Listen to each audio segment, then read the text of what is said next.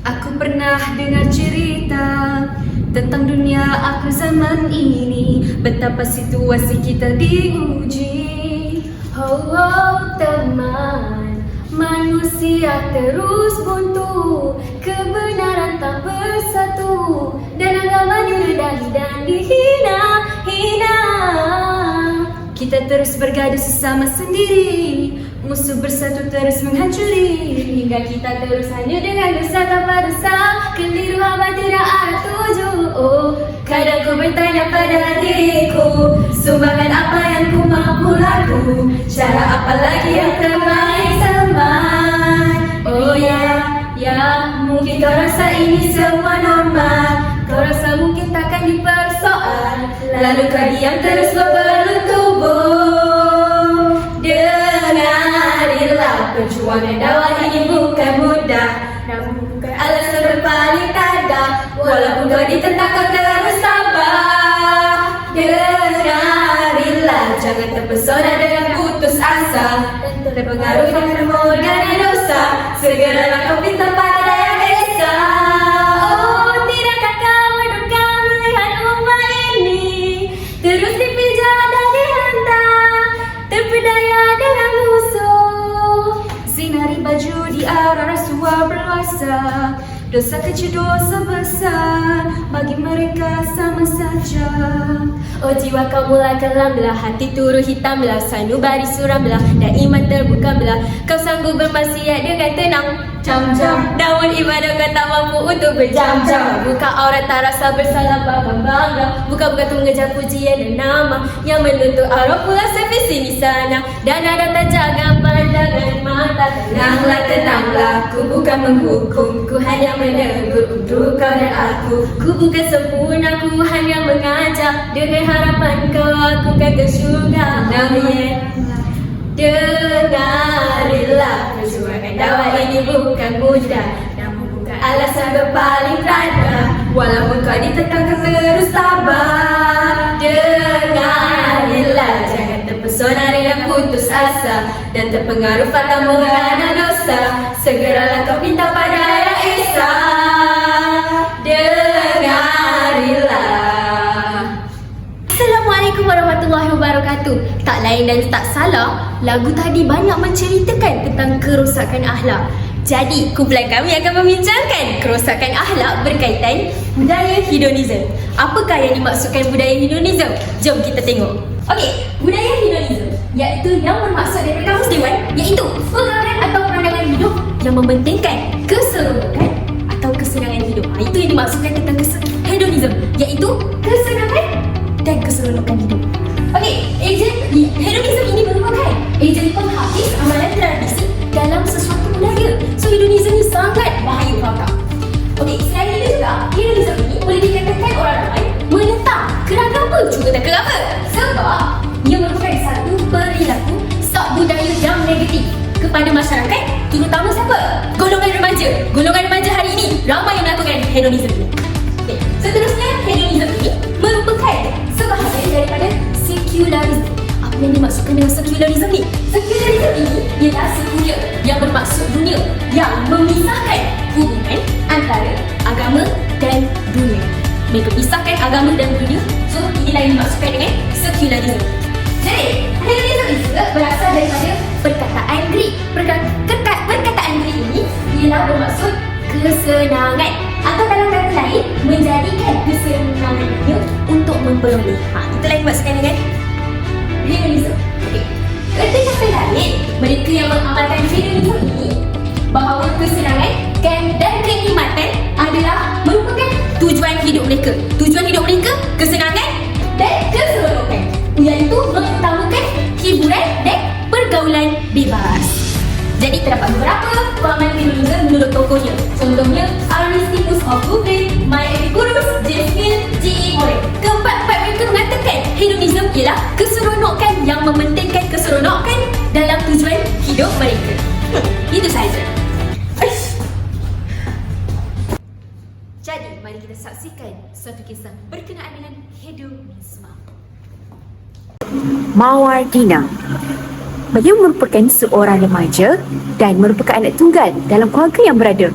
Dia sukakan kemewahan dan juga hiburan. Jadi, apakah hiburan yang dia sering lakukan ataupun kemewahan yang dia sering lakukan? Tak lain tak bukan shopping, shopping, shopping. I am Nordina. Mawar ni juga kan, dia suka sangat-sangat shopping dan bazir. Bazir dia tu kan, kalau dia nak keluar tu, dia akan minta dia banyak sangat kat mak ayah dia. Lepas tu, dia akan melepaskan segala nafsu-nafsu dia dengan shopping. Astaghfirullahaladzim, Mawar. Oh my god. Hari ni bila buat sale lah. Oh my god, hari ni kan Mami gaji. So sedap lah sikit kita shopping hari ni, minta duit Mami. Tak apa, jangan risau Datin, jangan risau. Okey, baik. Nanti saya akan inform Datin balik. Ya, okey, terima kasih Datin. Okey. Apa Mawar? Mami tengah ni kan? Tengah call ejen. Tapi dia buat sale. Nak duit. Ya awak ni. Ya, Mami bagi ni. Nak berapa? Banyak-banyak. Sebab I nak shopping banyak-banyak hari ni. Nah, jimat-jimat sikit. Thank you Mami. I love you. Nak tahu lagi tak pasal Mawar? Mawar ni style suka berhibur tau. Dengan lelaki ataupun perempuan. Dia memang social gila. Suka pergi club, konsert. Lepas tu ada satu cerita, Mawar ni bila dia dengar satu konsert yang mana artis ternama Mai datang kan, contohnya Justin Bieber, dia memang sanggup keluarkan duit yang sangat banyak semata-mata nak tengok konsert tu. Mawar ni memang teruk lah.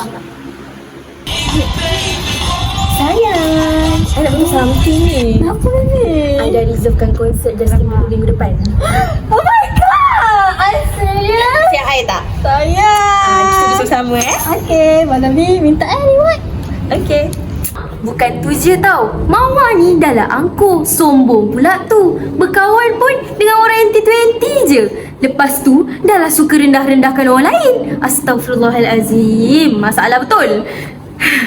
Malam ni god. aku belanja korang semua Cun sangat lah. Clubbing, Starbucks, Suka sangat. Ya, malam ni on. Pergi club. Cantiknya hari ni awal.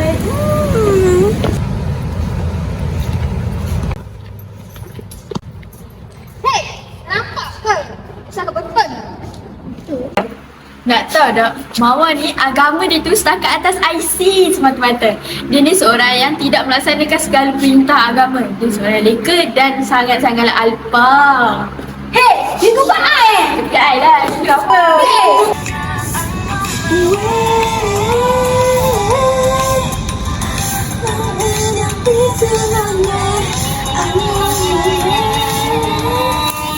Awal je masuk waktu azan. Itu berapa ni? 4 suku? 4 suku masuk. Nak solat. Baby, pergi solat sekarang. Dah azan dah tu. Mami, sabarlah kejap. Baby baru nak tengok K-pop ni. Nantilah baby solat. Baru je masuk kan. Pukul 6 baby solat dah. Tak ada. Pergi solat sekarang. Tak nak. Nanti. Solat. Bukan tu je tau.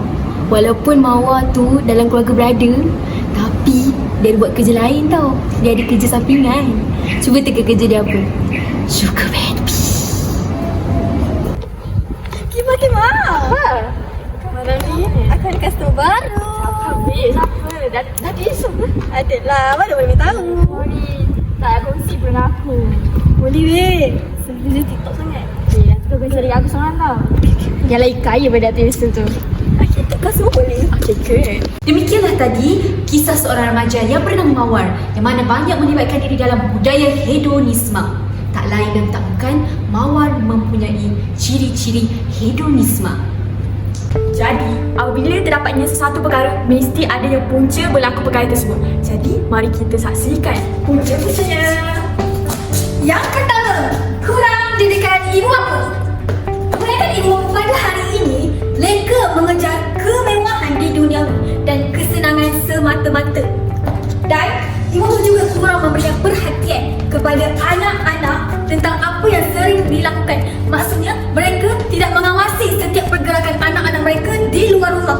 serta mereka membiarkan anak-anak keluar bersia-sia dan menghabiskan masa terluar dengan aktiviti-aktiviti yang tak bermanfaat yang boleh merosakkan akhlak. Okey, yang kedua, pengaruh hiburan dari media massa. Media massa merupakan satu pengaruh yang sangat besar kepada masyarakat. Pengaruhnya sangat cepat dan pantas sama ada di luar negara ataupun dalam negara. Pengaruh ini dia tertumpu kepada satu masyarakat, khususnya kepada generasi muda. Antara contoh pengaruh yang dibawa oleh media massa, contohnya budaya seks bebas, minum arak, berfoya-foya, konsert dan banyak lagi. Seterusnya, punca yang ketiga ialah dari keruntuhan institut kekeluargaan. Apabila berlaku perceraian, poligami dan sebagainya akan memberi satu masalah dan tekanan kepada jiwa anak-anak. Anak-anak akan merasa rumah bukan lagi satu tempat yang beri ketenangan. Mereka akan keluar mencari ketenangan bersama rakan-rakan. Dari situlah bermulanya satu pergaulan bebas. Rakan-rakan akan mempengaruhi pelbagai benda. Jadi, ibu bapa mestilah memberi perhatian kepada anak-anak. Yang keempat iaitu yang akhir sekali ialah kurang didikan agama. Agama adalah penting dalam kehidupan manusia dan apabila agama dalam diri itu tidak ada, mereka tidak akan mendapat ketenangan jiwa dan inilah menyebabkan mereka itu mula terjerumus ke dalam hedonisme. Dunia tanpa sempadan ini menjadi punca budaya hedonisme sehingga ada yang menghalalkan cara hidup orang. Dan remaja juga akan mudah terpengaruh dengan kebebasan yang melanggar syariat Islam kerana tiada siapa yang memantau pergerakan mereka dari semasa ke semasa. Kita dah tahu punca-punca berlaku di Islam. Ya, diterangkan oleh Hakimah dan Mawar. Jadi, sekarang kita akan membincangkan tentang kesan hedonisme ini. Jadi, awak, aku nak kesan yang pertama daripada hedonisme ini. Okey, kesan hedonisme ialah yang pertama yang generasi muda lupa akan masyarakat sendiri. Hal ini bermaksud mereka hanya berlumba-lumba untuk mendapat kesenangan dalam kehidupan mereka. Macam itulah kesan hedonisme. Okey, selain itu juga kadar pengangguran akan semakin meningkat. Sebab apa? Macam tadi kita tengok Mawar yang tadi, dia bermewah-mewahan. Jadi kalau satu hari dia jatuh miskin macam mana? Jadi disebabkan itu, disebabkan kesenangan dan kemewahan tersebut, akan lebih ramai pengangguran yang semakin meningkat. Sebab apa? Tidak mahu bekerja. Itu kunci sebenarnya sebab mereka tidak mahu bekerja. Jadi seterusnya apakah kesan hedonisme awak rasa? Yang ketiga kesan hedonisme, melahirkan manusia yang keras hati, keras hati, kebenaran dan sentiasa berhasil. Takut tak? Takut weh. Kan? Itulah. Okey, dia punya perayaan pula menyebabkan manusia menjadi kasar, hilang kebekaan dan merosakkan fitrah manusia. Jadi dekat sini, generasi muda yang terlibat dengan hedonisme ni, kalau kena tegur, dia akan memberontak ataupun macam tak boleh nak terima lah segala teguran yang berlaku. Saya nampak. Nampak kan? Okey, saya. Ya. Okey, seterusnya, bila kita tadi kesesatan yang nyata, lain juga dari segi negara pula, kemakmuran dan kesejahteraan negara semakin terbuka. Sebab apa? Sebab wujudnya sikap bermewahan, lepas tu sikap yang kasar, hilang kepekaan sehingga merosakkan fitrah kita sebagai seorang manusia. Nampak? Kesenangan kehidupan dan tambahan lain pula boleh mereka melibatkan diri dalam pelbagai jenayah. Kita boleh tengok contoh tadi, macam Mawar tadi buat apa? Sugar baby. Astagfirullahaladzim. Apa? Ya, apa? Anda tengok tak? Statistik jenayah sosial dalam kalangan remaja dan belia meningkat. Faham tak bila macam meningkat ini semakin menaik kan? Kan semakin menurun. Okey, contoh-contoh lain jenayah sosial ni ialah judi cyber, judi maklumat, judi cyber, skim jimat dan sebagainya. Okey, itulah antara kesan-kesan hedonisme. Jadi kita teruskan dengan topik pembicaraan utama kita iaitu langkah-langkah mengatasi hedonisme mengikut penghayatan Rasulullah. Yang pertama, mestilah dari seorang pemimpin. Pemimpin tersebut mestilah mempunyai akhlak yang tinggi. Pemimpin merupakan contoh kepada masyarakat. Pemimpin mestilah membangunkan perbuatan mulia dan mencerminkan pribadi akhlak yang mulia untuk menjadikan contoh teladan serta ikutan kepada pengikut-pengikut masyarakatnya. Okey, ada contoh akhlak Rasulullah ialah pada zaman dahulu, zaman jahiliah dahulu, masyarakat dahulu juga berfoya-foya, berhiburan. Jadi Allah utuskan Nabi Muhammad SAW untuk memperbaiki akidah akhlak masyarakat ketika itu, lakukan transformasi kehidupan Arab jahiliah kepada yang lebih baik. Oleh itu, generasi ini perlulah mempelajari kisah-kisah Nabi untuk dijadi ikutan dan teladan bagi memperbaiki akhlak masing-masing. Nak tahu lagi tak cara macam mana nak atasi masalah hedonisme? Okey, yang kedua ialah menerapkan rasa cipta yang tidak terlampau ataupun berlebihan kepada dunia yang fana ini. Seperti mana kita ketahui, dunia ni tak kekal, ialah sementara kan. Okay, seperti mana hadis Rasulullah SAW bersabda, barang siapa yang menjadikan dunia tujuan utamanya, maka Allah akan menceraikan urusannya dan menjadikan kemiskinan atau tidak pernah merasa cukup selalu ada di hadapannya. Padahal dia tidak pernah ataupun mendapatkan harta yang melebihi dari apa yang Allah SWT tetapkan baginya. Okay, jadi kat sini manusia yang terlibat dengan hedonisme ni, dia akan merasakan segala rezeki yang diberikan oleh Allah SWT itu tak cukup bagi dia. Dia akan macam mengeluh, tak syukur, macam tu lah. Okay. Apa yang boleh dikaitkan dengan masyarakat zaman sekarang ialah generasi muda ni perlu diterapkan agar tidak mencintai dunia supaya sebab kerana pengakhiran lah yang Allah SWT akan tengok, sama ada kita mati dalam husnul khatimah ke ataupun husnul khatimah ataupun su'ul khatimah. Apa lagi langkah-langkah untuk mengatasi hedonisme? Jom kita tengok. Pemimpin mempunyai keberanian. Rasulullah bukan seorang yang berani. Laku, perbuatan dan perkataan yang ditonjolkan demi menegakkan syiar Islam. Sekiranya tidak berani dan ada dalam diri, segala kesalahan yang dilakukan akan berterusan dan sesuatu organisasi bahkan musnah. Seperti yang diriwayatkan dalam hadis, Qul haqqa walau kana murra. Katakan yang baik meskipun ia pahit. Dalam arti kata hadis itu, Rasulullah berdakwah kepada manusia-manusia pada zaman jahiliah. Walaupun baginda tahu tiada sesiapa yang akan mengikut dakwah baginda, malah mencaci dan tidak membela baginda. Tetapi baginda percaya dengan ketentuan Allah. Dan kita teruskan lagi bagaimana langkah-langkah mengatasi hedonisme. Iaitu seperti yang kita tahu, ibu bapa memainkan peranan yang penting. Jadi daripada hadis Rasulullah juga telah menerangkan bagaimana cara untuk mendidik anak-anak.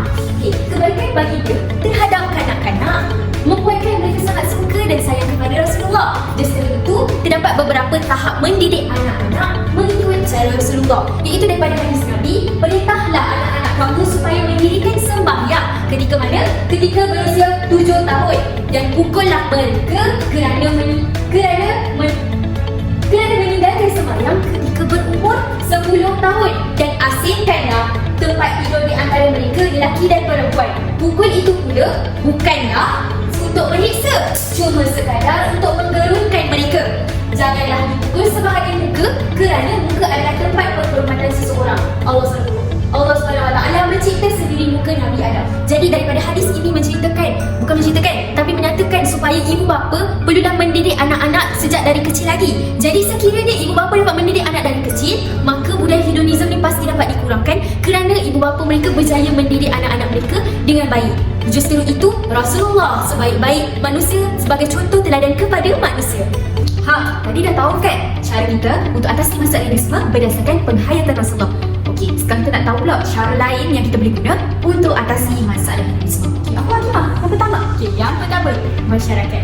Masyarakat seperti pada organisasi atau institusi kerajaan maupun swasta bertanggungjawab mengadakan program-program yang dapat memperbaiki akhlak sesuatu masyarakat. Okey, yang kedua pula ialah ibu bapa. Jadi ibu bapa perlulah memainkan peranan yang sangat penting sebab ibu bapa itulah ditunjukkan contoh yang baik, anak-anak pun akan ikutlah. Sedikit dapat elakkan masalah hedonisme ni. Okay. Yang ketiga pula apa? Yang ketiga, nilai murni. Pengukuhan nilai murni sangat penting dalam jiwa remaja. Jadi sekolah ataupun pendidikan perlu diterapkan dalam mata pelajaran pendidikan Islam dan pendidikan moral agar akhlak generasi muda dapat diperbaiki dengan baik. Dan yang keempat adalah kerajaan. Kerajaan juga boleh mengadakan kempen untuk membina jati diri yang baik kepada anak-anak generasi bangsa yang akan datang. Okey, setakat itu sahaja cara yang kita gunakan untuk atasi masalah hedonisme dalam generasi. Jadi itulah sebanyak pembentangan kami yang bertajuk hedonisme.